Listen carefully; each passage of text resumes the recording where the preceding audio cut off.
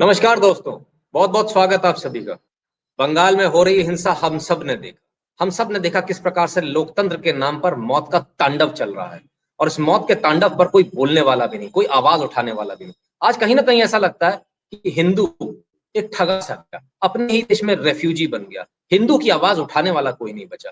बार बार ये सवाल उठ रहा है, लोग बार बार सवाल कर रहे हैं, विश्व हिंदू परिषद कहाँ है, आरएसएस कहाँ है, बजरंग दल कहाँ है। हमने इन सारे सवालों का जवाब लेने के लिए विश्व हिंदू परिषद के राष्ट्रीय महामंत्री माननीय मिलिंद परांडे जी को आज आपसे सबके सामने लाया। मिलिंद भाई साहब, बहुत बहुत स्वागत आप सब आपका। प्रणाम, सबको नमस्कार। भाई साहब, एक सवाल बार बार उठ रहा है, लोग बार बार सवाल पूछ रहे हैं। जनता का सवाल है कि बंगाल में जो हो रहा है, आप अभी बंगाल होकर आए, आपने बंगाल की सिचुएशन देखी, आपने ग्राउंड जीरो पर विजिट किया बंगाल को, क्या देखा सर आपने वहां पर? देखिए कि जो बातें हो रही है वो सही में बहुत भयानक है। और जो हमारी सारी संवैधानिक व्यवस्थाएं राज्य सरकार की हैं, प्रशासन की हैं, वो एकदम पूर्ण रूप से इंडिफरेंट दिखाई दे रही है जो भी तांडव चल रहा है उसके लिए। अभी लगभग पूर्ण बंगाल में 3,500 से ज्यादा गांव यह अफेक्टेड है पूर्ण बंगाल में। और अनेक जिलों में यह खुलकर ऐसा यह हिंसा चल रही है। 2 मई से यह प्रारंभ हो गई। दुर्भाग्य से बंगाल का जो राजनीतिक इतिहास है तो 40-50 वर्षों से यही दिखाता है कि जो सत्ताधारी पार्टी है वो एकदम खुलकर राजनीतिक हिंसा करती है। यही बंगाल का इतिहास रहा है। मगर इस वक्त जो हुआ है वो इस रूप से विशेष है कि यहाँ पर इस्लामिक जिहादी एलिमेंट्स, सारे ये तत्व बहुत बड़े प्रमाण में इस हिंसा के साथ में जुड़ गए। और लगभग अभी जैसा मैंने कहा 3,500 से ज्यादा गांव अफेक्टेड है। 40,000 से ज्यादा हिंदू समाज इसमें अफेक्टेड है। यहाँ ऐसा अभी हम लोग देख रहे हैं कि 11,000 से अधिक लोगों को अपना घर बार गांव छोड़ना पड़ा है। और आश्रय के लिए उनको, क्योंकि इतनी जबरदस्त हिंसा चल रही है कि वो उनको अपना घर गांव छोड़कर जाना पड़ा है। लगभग 1,500-2 हजार से ज्यादा लोग रहेंगे कि जो असम में गए हैं, जो झारखंड में गए और जो उड़ीसा में गए हैं। और शेष जो लोग हैं वह तो अपने गांव के बाहर, अपने जिले के बाहर जहां उनको आश्रय मिला है वहां पर गए हैं। तो एक महिलाओं के ऊपर अत्याचार है, निश्चित रूप से वो हो रहे, पिटाई हो रही है दुर्भाग्य से सब जगह पर। घर तोड़े गए हैं, खेती जलाई गई है, खेती नष्ट हुई है, दुकान नष्ट किए गए हैं, लोगों के मछली के व्यवसाय है तो तालाबों में जहर डाला गया है। हर तरीके से यहाँ पर यह हुआ है। और जो आपराधिक तत्व है नीचे के स्तर पे, और कई जगह पर लोगों का आरोप है कि वो टीएमसी के पदाधिकारी हैं सब जगह पर, कि जो आकर भाई ये घर है, इन्होंने हिंदुत्व का काम किया है, तो घर बता बता कर आक्रमण हो रहा है। यानी विश्व हिंदू परिषद के भी सैकड़ों कार्यकर्ताओं के घरों के ऊपर टारगेटेड। जब मैं विश्व हिंदू परिषद कह रहा हूं तो उसमें बजरंग दल, दुर्गा वाहिनी, सारे लोग आ गए जो हमारे यूथ विंग है। संघ के स्वयंसेवकों के ऊपर हजारों हमले हुए, भाजपा के कार्यकर्ताओं के ऊपर हजारों वहां पर घरों के ऊपर हमले हुए। तो अत्यंत भयानक स्थिति है। मैं सुंदरबनी का उदाहरण बताऊं एक केवल, तो बुलडोजर लगाकर 200 घर हिंदुओं के तोड़े गए। यानी इतना ओपनली व्यवस्था के सामने किया जा रहा है। और ऐसा 6-7 जिलों में बुलडोजर लगाकर यह घर तोड़े गए। ऐसे सैकड़ों सैकड़ों घर यह तोड़े गए हैं। अभी भी कुछ दिनों से तो हिंसा रुकी है, मगर दहशत का माहौल अभी भी है। धमकाना, पैसे वसूल करना अभी भी चल रहा है। आपको घर जाना है, आपको इतने हजार रुपए देने पड़ेंगे। आपका दुकान आपको शुरू करना है, इतने हजार रुपए आपको देने पड़ेंगे। इस तरह से, नहीं तो आपके घर के ऊपर, आपके परिवार के ऊपर आक्रमण होगा। सीधे तरीके से ऐसा एक दहशत का विषय यह वहां पर चल रहा है, खुलकर दिख रहा है। सर, आपने बताया दहशत का पूरा माहौल है, पुलिस प्रशासन कहीं नजर नहीं आ रहा, व्यवस्था कानून कुछ भी नजर नहीं आ रहा। ऐसा है कि पुलिस ही कई जगह पर लोगों को बता रही है कि आप यहाँ से भाग जाइए, नहीं तो आपकी रक्षा नहीं हो सकती। बहुत जगह पे आक्रमण भी पुलिस के उपस्थिति में हो रहा है। और जो जैसा नंदीग्राम का क्षेत्र है कि जहां पर अभिषेक बैनर्जी, जिसका यह सांसदीय क्षेत्र है, इनका रिश्तेदार ममता बैनर्जी का, वहीं पर सर्वाधिक हमले उस क्षेत्र में हुए। दिनाजपुर का क्षेत्र है, उत्तर 24 परगना है, दक्षिण 24 परगना है, मेदिनीपुर है, कुछ बिहार है, बहुत भयानक हमले हुए। और एक जो अत्यंत दुखद बात है कि हिंदू समाज का जो अनुसूचित जाति और अनुसूचित जनजाति का तबका है, वो हजारों लोग इस हिंसा के एकदम शिकार हो गए। तो जो इतनी सारी जो घोषणाएं लोग कर रहे हैं जय भीम और जय मीम की, वो कितनी झूठ है वो यहाँ पर ध्यान में आ रही है। दुर्भाग्य से जो राजनीतिक लोग हैं जिनके दल जीते हुए हैं, वो मुस्लिम मॉब को मार्गदर्शन करते हुए दिख रहे हैं अनेक जगहों पर। मुसलमानों के पास तो साहब उनके संगठन हैं, उनके मस्जिद हैं, मौलाना हैं, उनके साथ आ जाते हैं।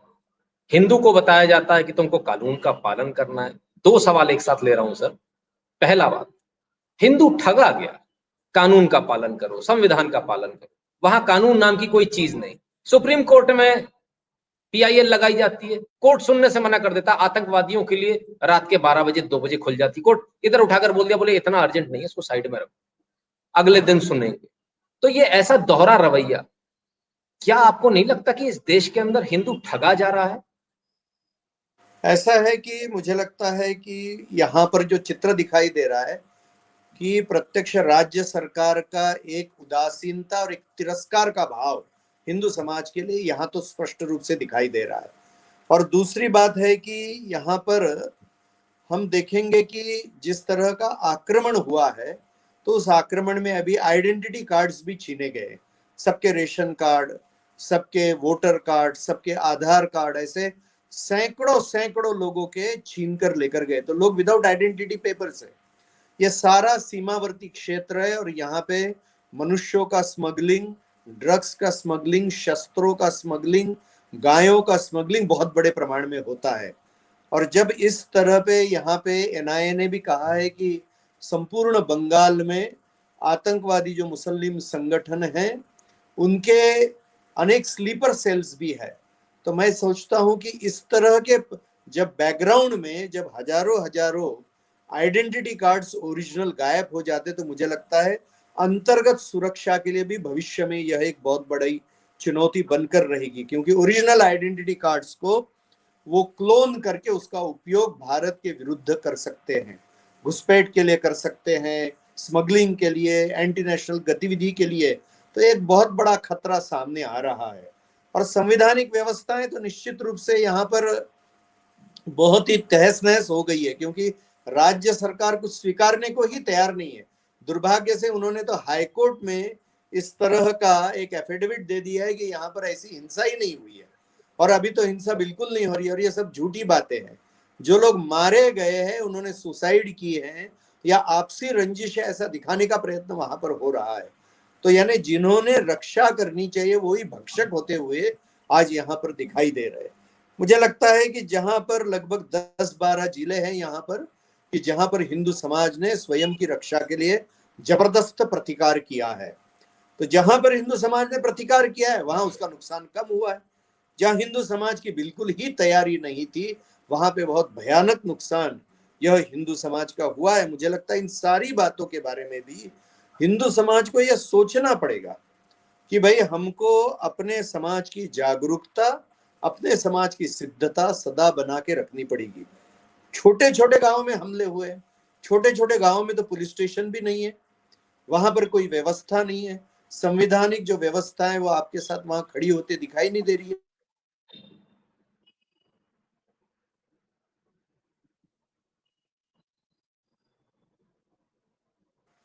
हाईकोर्ट को किया है कि आप ज्ञान लेकर इन बातों के ऊपर राज्य सरकार को और प्रशासन को डायरेक्टिव देना चाहिए। किसी ने कोई कंप्लेंट करने के बाद ही करने की जरूरत नहीं है। इतनी बातें माननीय हाईकोर्ट यह स्वयं संज्ञान में लेके करती है, तो ये तांडव चल रहा है, इसका भी उसने संज्ञान देना चाहिए। हमने ओपनली यह मांग की है।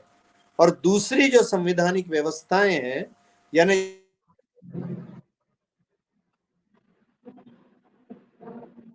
जी जी, मुझे आपकी आवाज आ रही है। जैसे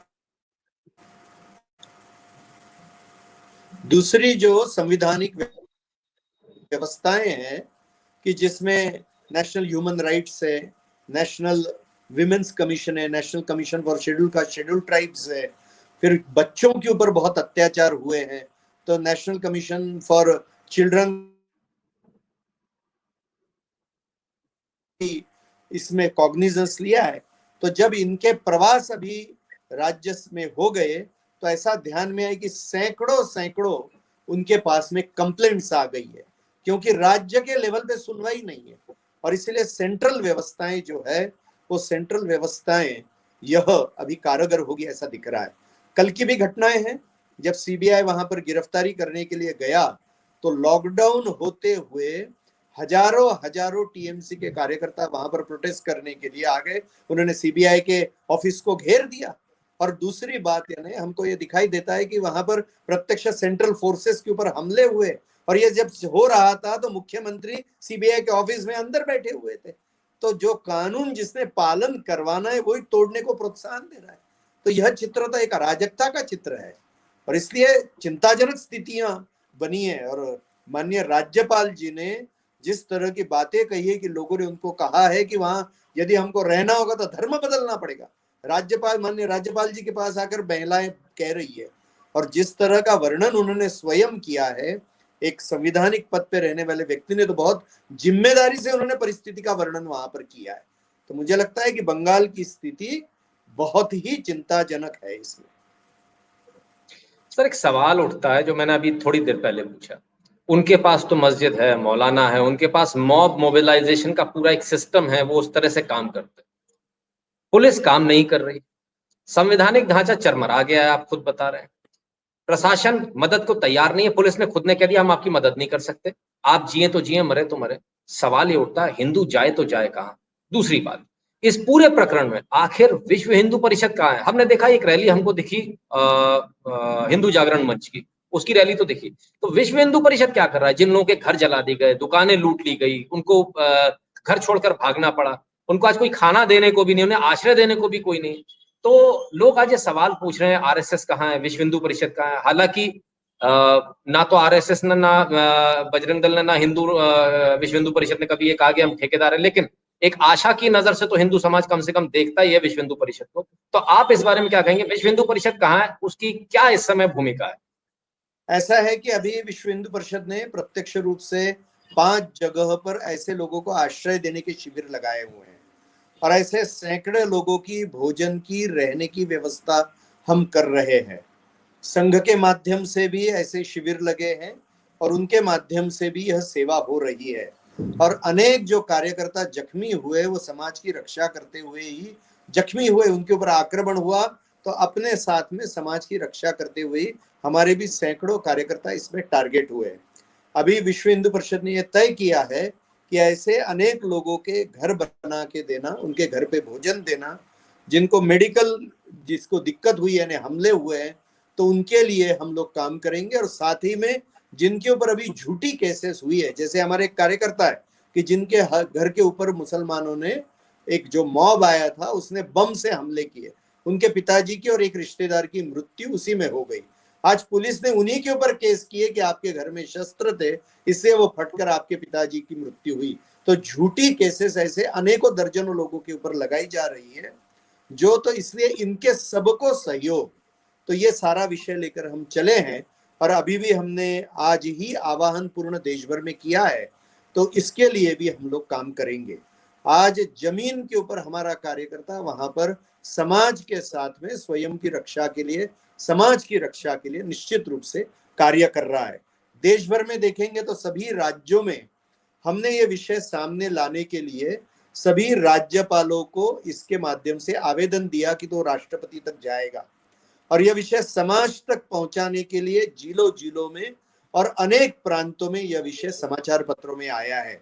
दुर्भाग्य से कन्वेंशनल जो इलेक्ट्रॉनिक और प्रिंट मीडिया है उसने इस विषय को मजल कर दिया है, जैसे कि यह कुछ हुआ ही नहीं है।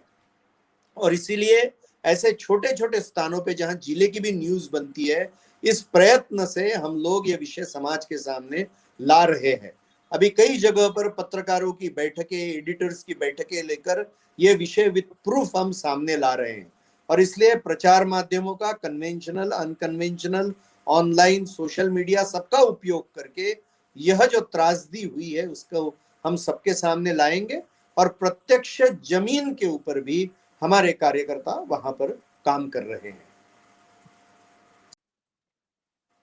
सर, जैसा आपने बताया कि वहां पर कार्यकर्ताओं को चुन चुन के मारा जा रहा है, आरएसएस के कार्यकर्ताओं को चुन चुनकर टारगेट किया जा रहा है, कानून व्यवस्था कोलैप्स हो चुकी है, कानून व्यवस्था या पुलिस से उम्मीद करना बेईमानी है। ऐसे में सवाल ये उठता, पूरा देश ये पूछ रहा है कि आखिर केंद्र सरकार क्या कर रही है, केंद्र क्या कर रहा है, क्यों केंद्र राष्ट्रपति शासन नहीं लगा देता। सब्जेक्ट जो लॉ एंड ऑर्डर है वो स्टेट का सब्जेक्ट है, पर कम से कम राष्ट्रपति शासन लगाया जा सकता है, लोगों को ऐसे मरने से बचाया जा सकता है। पहली बात। दूसरी बात, हम इस बात को पहले दिन से कहते आ रहे हैं कि जितने भी हिंसा से प्रभावित लोग हैं उनको यदि स्टेट गवर्नमेंट कम से कम आश्रय नहीं दे रही, कम से कम जो सेंट्रल गवर्नमेंट है वो कम से कम उनके लिए कुछ करे, उनके लिए कोई पैकेज दे कि जिनको हिंसा से नुकसान हुआ है, जिनके घर जलाए गए हैं, जिनके घर तोड़े गए हैं, आपने बताया 200 से ज्यादा घर तोड़ दिए गए बुलडोजर लगाकर, तो ऐसे जो घर है उनको बनाने के लिए पैसा मिले, उनको सहायता राशि मिले। क्या आप विश्व हिंदू परिषद इसमें कुछ पहल करेगी? क्या आप ऐसी कोई मांग करेंगे केंद्र सरकार से? निश्चित रूप से हमने 3-4 तरह की मांग की और प्रयास भी इसके लिए कर रहे हैं। एक तो जो नुकसान हुआ है उस नुकसान की भरपाई होनी चाहिए, ये पहली बात है। दूसरी बात है कि कॉम्पेंसेशन का विषय होना चाहिए। तीसरी बात है कि जो झूठी केसेस लगी है वो हटनी चाहिए। और चौथी बात है कि जो लोगों ने अत्याचार किए उनकी गिरफ्तारी होकर ये करना चाहिए। तो यह सारी बातें जो सेंट्रल इंस्टीट्यूट से सारे मैंने जो संवैधानिक बॉडीज बताई उनके माध्यम से और केंद्र सरकार के माध्यम से अभी इसका डेटा कलेक्शन यह प्रारंभ हुआ है। राज्य सरकार नहीं कर रही है तो भी ये वो एक प्लेटफॉर्म अभी जो सेंट्रल सारी जो संवैधानिक संस्थाएं मैंने कहा एनएचआरसी है, बाद में नेशनल वुमेन्स कमीशन है, सीएसटी कमीशन है, यह प्लेटफॉर्म सारे सेंट्रल के हैं। और उसके साथ में केंद्र सरकार को भी हमने इस कॉम्पेंसेशन के लिए सभी के लिए इसके लिए हमने आह्वान किया है। हम कोर्ट में भी जो गए उन प्रयासों को, कोर्ट को भी हम यही कह रहे हैं कि कोर्ट ने इन 4 बातों की निश्चिति करनी चाहिए। यदि जुडिशियल डायरेक्टिव आएगा तो वो राज्य सरकार के ऊपर बंधनकारक रहेगा और इसलिए वह रूट लेकर, जब राज्य सरकार की उदासीनता है इसके लिए यह रूट लेकर हमको अभी जाना पड़ रहा है। यह विषय अभी शुरू हुआ है और इसे एक बहुत लंबी लड़ाई की दिशा में यह अभी जा रहा है। सर, जैसा हमने देखा, लगातार हम देख रहे हैं कानून व्यवस्था नाम की कोई चीज है नहीं, कोर्ट से कोई रिलीफ मिल नहीं रहा है। सुप्रीम कोर्ट ने भी अभी तक कुछ उसमें, वैसे तो सो मोटो ले लिया जाता लेकिन इस बार कुछ नहीं। हालत ये कि राज्यपाल खुद रो दिए। मैं ऐसा शायद विश्व के किसी और देश में मैंने अभी तक देखने में नहीं आया, लेकिन पहली बार ऐसा देखा है कि राज्यपाल खुद रो दिए, इतनी बुरी स्थिति है। अब ऐसी स्थिति में हिंदू क्या करे? विश्व हिंदू परिषद हिंदुओं से क्या कहेगा? क्या आपको नहीं लगता कि ये समय आ गया कि हिंदू अपनी सुरक्षा खुद करे? क्या हम पुलिस और प्रशासन के भरोसे अब हमको बैठना बंद नहीं कर देना चाहिए? क्या ये एक सबक नहीं है हिंदू के लिए कि आप अपनी सुरक्षा खुद करें, खुद में आत्मनिर्भर बने सुरक्षा के प्रति? क्या ये जरूरी नहीं है कि हर हिंदू अपनी सुरक्षा को मद्देनजर जो उसको करना पड़े वो उसको करना चाहिए? इस बारे में विश्व हिंदू परिषद का क्या टेक है? ऐसा है कि हिंदू समाज ने तो निश्चित रूप से जो कानून की व्यवस्था है, जो व्यवस्थाएं हैं, उनका आदर करना ही चाहिए। मगर जहां पर आत्मरक्षा का विषय आएगा तो और वहां कोई दूसरा मार्ग नहीं रहेगा, तो आत्मरक्षा का अधिकार यह हमारा फंडामेंटल राइट है, संवैधानिक अधिकार है, वो हर हिंदू ने निश्चित रूप से उसका पालन करना चाहिए। और इन सारी घटनाओं से हिंदू समाज ने तो सीखना ही चाहिए। अपने स्वयं की रक्षा की सिद्धता यह समाज ने करनी ही चाहिए, क्योंकि कोई भी व्यवस्था अंत के व्यक्ति तक नहीं पहुंच सकती है। जैसा मैंने कहा, हर गांव में पुलिस स्टेशन तो है ही नहीं, वहां पर आक्रमण होगा तो स्वयं की रक्षा करनी ही पड़ेगी, अपने बहू बेटियों की, अपने जानमाल की रक्षा करने के लिए। तो हिंदू समाज को स्वयं की सिद्धता के बारे में सोचना ही चाहिए, कानून व्यवस्था का आदर करते हुए भी अपने आत्मरक्षा का जो फंडामेंटल राइट है उसका पालन हिंदू समाज ने निश्चित रूप से करना चाहिए। जहां तक हिंदू समाज की बात है सर, हम देखते हैं हिंदू समाज की हालत इतनी खराब है। जैसा मैंने दिल्ली दंगे भी मैंने कवर किए, तब मुझे बड़ा एक तरह से मेरी आंखों में आंसू आ गए जब वहां औरतों ने कहा था कि हमारे पास तो आलू छीलने वाले चाकू मिले, दूसरी तरफ बम चल रहे हैं। यहाँ किसी को लाठी चलानी भी नहीं आती, यहाँ किसी के पास कोई प्रशिक्षण नहीं है। क्या विश्व हिंदू परिषद भविष्य में ऐसे कोई प्रशिक्षण शिविर लगाएगा हिंदुओं के लिए, या पहले से लगाए जा रहे हैं? ऐसा है कि समाज में शौर्य का जागरण हो, समाज की सिद्धता हो, यह विश्व हिंदू परिषद का निश्चित रूप से कहना रहा है। और यह किसी के विरुद्ध नहीं, मगर स्वयं की रक्षा के लिए हर हिंदू यह सिद्ध होना चाहिए, हमारा मानना है। और उसके लिए जो जो संस्कारों का जागरण है, जो भी भाव का जागरण है, वो विश्व हिंदू परिषद करता ही है और खुलकर करता है, और विद इन लीगल बाउंड्स करता है। और विद इन लीगल बाउंड समाज की सिद्धता के लिए जो जो आवश्यक है वो विश्व हिंदू परिषद का युवक विभाग, बजरंग दल यह करेगा। सर एक सवाल और होगा, अब जब दिखने में आ रहा है कि हिंदू संगठित नहीं है, क्या आप इस मंच से आज इस मंच से क्या आप आह्वान करेंगे सारे हिंदुओं से कि किसी संगठन से या विश्व हिंदू परिषद से या बजरंग दल, जितने भी आपके संगठन है, उनसे जुड़े और उनसे जुड़कर हिंदू मजबूत हो, एकजुट हो? ऐसा है कि एक धर्म, एक मातृभूमि, एक संस्कृति, ये तीनों समान है, ऐसा संपूर्ण देश भर का हिंदू समाज एक है, ये हम लोग मानते हैं। और इसीलिए इन तीनों के प्रति कर्तव्य का भाव, यानी इनकी रक्षा और इनकी सेवा ये लेकर हर हिंदू ने खड़ा होना चाहिए, ये हमारी भावना है। और इन तीनों के प्रति, देश, धर्म और संस्कृति के प्रति एक भक्ति का भाव हर हिंदू के हृदय में रहना चाहिए, ये मानकर इसके लिए हम प्रयास करते हैं। और इसलिए हम तो मानते हैं कि ये पवित्र कार्य है, हिंदू समाज, धर्म, संस्कृति की रक्षा का ये कार्य हम करते, तो ये हमारी स्वाभाविक अपेक्षा है। और इसके लिए हमारा प्रयास भी है कि सभी हिंदू विश्व हिंदू परिषद के साथ मिलकर इसमें काम करें। मगर विश्व हिंदू परिषद का समझ लीजिए किसी को जुड़ना भी नहीं है, तो भी इस भाव के विरुद्ध तो कोई हो नहीं सकता है। ये हमारी मातृभूमि, हमारा धर्म है, हमारी संस्कृति है, इसकी रक्षा और सेवा के लिए ये हमारा कर्तव्य है, और इसके ऊपर प्रेम करना ये हर हिंदू का कर्तव्य है। इसके विरुद्ध तो कोई सोच ही नहीं सकता है जो सच्चा हिंदू है। और इसीलिए हर हिंदू ने, मैं तो सीधा कहूंगा कि अपने धर्म, समाज, संस्कृति और देश का कार्यकर्ता बनना चाहिए। हर Hindu in any field of life, वो पत्रकार है, वो वकील है, वो नेता है, वो व्यापारी है, जो कुछ भी वो है, उसको ये ध्यान में रखना चाहिए कि मैं हिंदू हूं और ये मेरी मातृभूमि है, ये मेरा देश है, ये मेरा धर्म है, संस्कृति है, इसकी रक्षा सेवा मेरा दायित्व है।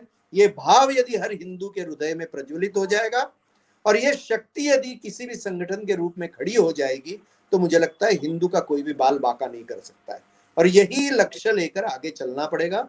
और हिंदू समाज ने इन सारी घटनाओं से सीखना चाहिए कि हमारी स्वयं की सिद्धता, इसके बारे में बहुत गंभीरता से सोचना चाहिए। हम आक्रमणकारी स्वभाव के नहीं है, मगर हम बुजदिल भी नहीं है, और इसलिए स्वयं की रक्षा के लिए सिद्ध हमको होना ही चाहिए। ये हर हिंदू ने इससे सीखने की जरूरत है। सर एक आखिरी सवाल लूंगा, आपने पूरा सिनेरियो देखा, आप खुद बंगाल होकर आए, आपने जमीनी हकीकत आपको पता है, इसके बाद आपकी क्या उम्मीद है? क्या केंद्र सरकार कोई दखल दे? क्या आपको लगता है देगी? आपकी उम्मीद क्या है और क्या केंद्र सरकार दखल देगी? क्या कुछ हो सकता है वहां हिंदुओं की रक्षा के लिए, या फिर हिंदुओं को अपनी रक्षा खुद ही करनी होगी? और भविष्य में इस घटना को हम भारत में, पूरे भारतवर्ष में हम इसको किस प्रकार से देखते हैं कि छोटे छोटे प्रयोग हैं जो बढ़ते चले जा रहे हैं? पहले दिल्ली में छोटा प्रयोग हुआ, फिर थोड़ा बड़ा हो गया, बेंगलुरु में, यहाँ के और बड़ा हो गया, वृहद रूप धीरे धीरे लेता चला जा रहा है। मुझे लगता है कि एकदम निराशा का भी विषय नहीं है यह। निश्चित रूप से कुछ चोट हिंदू समाज को लगी है, और जहां पर हिंदू समाज की सिद्धता, हिंदू समाज को एकदम अनपेक्षित ऐसा विषय हो गया, तो हिंदू समाज को चोट लगी है। मगर निश्चित रूप से बंगाल में हिंदुत्व की शक्तियां तो बढ़ी है, हमारे जैसे संगठनों का काम बढ़ा है, और इसीलिए प्रतिरोध हो सका, समाज का भाव बढ़ा है। और दूसरी बात हम देखेंगे कि बंगाल के राजनीतिक इतिहास में पहली बार किसी विपक्ष को इतनी ताकत मिली है। नहीं तो जब कांग्रेस था तो कांग्रेस ने भी कम्युनिस्टों के ऊपर अत्याचार ढहे, जब कम्युनिस्ट थे तो उन्होंने टीएमसी के ऊपर अत्याचार ढहे, और अभी टीएमसी आई है तो टीएमसी ने आम समाज हिंदू के ऊपर और भाजपा और हिंदुत्ववादी अन्य शक्तियों पर उन्होंने अत्याचार ढहे हैं। मगर आज हम देखेंगे तो भाजपा की ताकत 3 से 77 हो गई एकदम। इतनी ज्यादा विपक्ष की ताकत बंगाल के राजनीतिक इतिहास में कभी भी नहीं रही है। जब कांग्रेस विपक्ष में था उसकी नहीं थी, जब टीएमसी विपक्ष में था उसकी नहीं थी, जब कम्युनिस्ट विपक्ष में थे उसकी नहीं थी। कांग्रेस और कम्युनिस्ट तो अभी शून्य हो गए, ऐसी स्थिति आ गई है। और इसीलिए मुझे लगता है कि चोट जरूर लगी है, हिंदू समाज के ऊपर आक्रमण हुआ है, मगर पूर्ण निराशा समाज में ऐसा चित्र नहीं है। कार्यकर्ताओं के अंदर भी निराशा नहीं है, क्योंकि हमारी ताकत बढ़ी है, ये ताकत और बढ़ाएंगे। हिंदू समाज की रक्षा, बंगाल की रक्षा, ये हमारा कर्तव्य, उसको हम पूर्ण करेंगे। और निश्चित रूप से इन बातों से जो सीखना है वो सीख कर मुझे लगता है कि हिंदू समाज अपनी रक्षा निश्चित रूप से कर पाएगा। इसमें और दो बातें जो मुझे ध्यान में आती है कि सीएए का जो कानून आया उसका अभी कठोरता से पालन करवाना चाहिए, कि जो हिंदू शरण होकर भारत में विदेश से आया है उसको नागरिकता दिलाना एक बहुत महत्व का काम है। यह काम बंगाल, आसाम जैसे क्षेत्रों में बहुत ताकत से अभी करना पड़ेगा, कि जो कोरोना के पैंडेमिक के कारण से पिछड़ गया है। और दूसरा, बांग्लादेश की सीमाओं को सील करने का काम ये हमको करना पड़ेगा, क्योंकि जो मुस्लिम घुसपैठ हो रही है, कि जिनकी संविधान इस देश के साथ में कोई उनकी यानी लगाव नहीं है, और दुर्भाग्य से कुछ राजनीतिक दल अपने स्वार्थ के लिए उनको नागरिकता दे रहे हैं, जिस कारण से यहाँ अंतर्गत सुरक्षा की समस्याएं खड़ी हो रही है। तो ऐसे घुसपैठ को भी रोकना और घुसपैठियों को ढूंढकर भारत के बाहर भेजना, यह भी तंत्र इस सारे परिप्रेक्ष्य में अधिक महत्व का बन जाता है। तो इन कामों के ऊपर भी हम भी ध्यान देंगे, हम सरकार के ऊपर भी दबाव लाएंगे कि ये लाए। और इसलिए इन कामों के साथ में मुझे लगता है कि निराश होने जैसा हमको दिखाई नहीं देता है। चोट लगी है, उसमें से हिंदू समाज पुनः खड़ा होगा। संघर्ष करने की ताकत हिंदू समाज में है। ये अकेला समाज है कि जो 1000-1500 साल के संघर्ष में नष्ट नहीं हुआ, विश्व की सारी सभ्यताएं नष्ट हो गई, और इसलिए हम नष्ट हो जाएंगे ऐसा लगता नहीं है। चोट लगी, उसमें से हम उठकर खड़े होंगे निश्चित रूप से। चलते चलते सर एक आश्वासन चाहूंगा, विश्व हिंदू परिषद यानी हिंदुओं की परिषद अकेला तो नहीं छोड़ेगी हिंदुओं को कभी? कभी भी नहीं छोड़ेंगे। और आज भी हम बंगाल के हिंदुओं के साथ, बंगाल के नहीं तो विश्व भर के हिंदुओं के साथ में हम एकदम कंधा से कंधा लगाकर खड़े हैं, उनकी रक्षा के लिए, उनकी सेवा के लिए। यही हमारे जीवन का कर्तव्य है। धन्यवाद। बहुत बहुत धन्यवाद सर, बहुत बहुत धन्यवाद, आपने कीमती समय दिया सर।